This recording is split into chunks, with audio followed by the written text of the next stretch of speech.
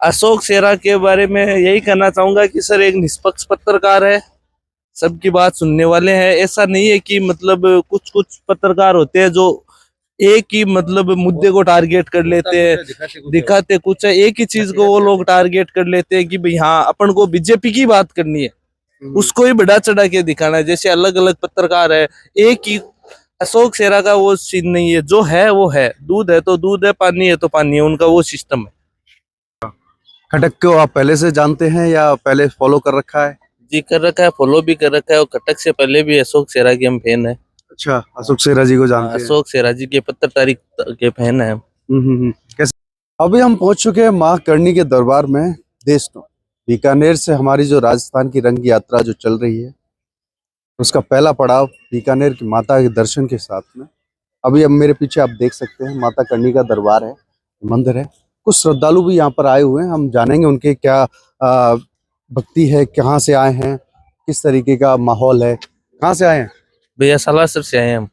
माँ करणी के दर्शन करने के लिए। जी जी जी। अच्छा, खटक को आप पहले से जानते हैं या पहले फॉलो कर रखा है? जी कर रखा है, फॉलो भी कर रखा है, और कटक से पहले भी अशोक शेरा के हम फैन है।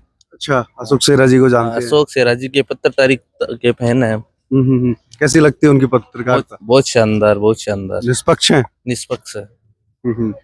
और क्या कहना चाहोगे? और तो भैया कैसा काम कर रहे हैं? बहुत शानदार, बहुत शानदार। जो दर्शक देख रहे हैं उनको क्या कहना चाहोगे? कहना यही चाहेंगे कि द खटक को फॉलो करो, शेयर करो, सहयोग करो, सहयोग करो। क्या आपका क्या नाम है? बामणिया सालासर। सालासर से ही है। तो सालासर में भी बालाजी हैं, बिल्कुल है। मतलब काफी फेमस भी हैं, फेमस काफी मान्यताओं के लिए भी जाने जाते हैं। आज माँ करणी के दरबार में है आज आप। माँ का आशीर्वाद हो गया तो आगे तो आते हैं हर महीने में एक बार। कैसा लग रहा है? अच्छा लग रहा है, अच्छा लग रहा है। सुकून मिल रहा है दरबार में आके। आप भाई साहब?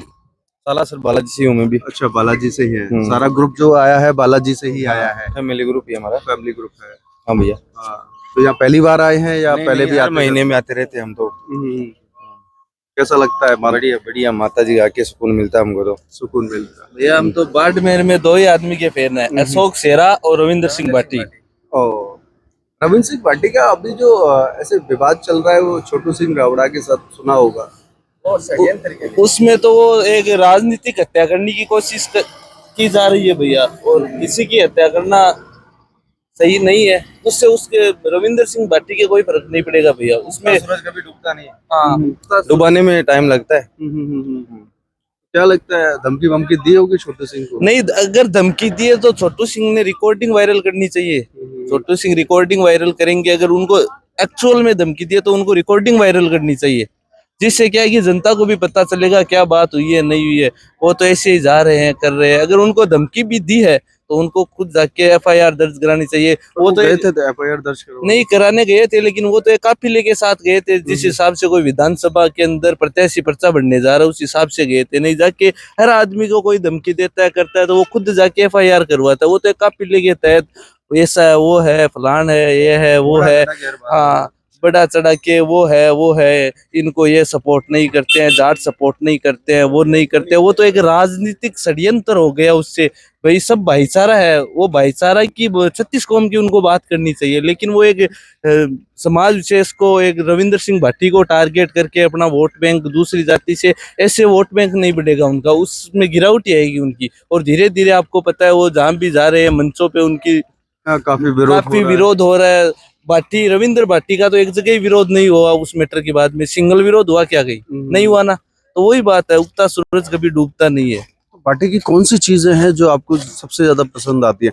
एक सोशल मीडिया पे ज्यादा एक्टिव रहते हैं, पॉपुलरिटी भी है, लेकिन उन सबके अलग जो है जैसे कि सिर्फ विधानसभा से आते हैं वो, तो वहां पर आपने देखा है उनका कार्यकाल कैसा है, काम कैसा कर रहे हैं?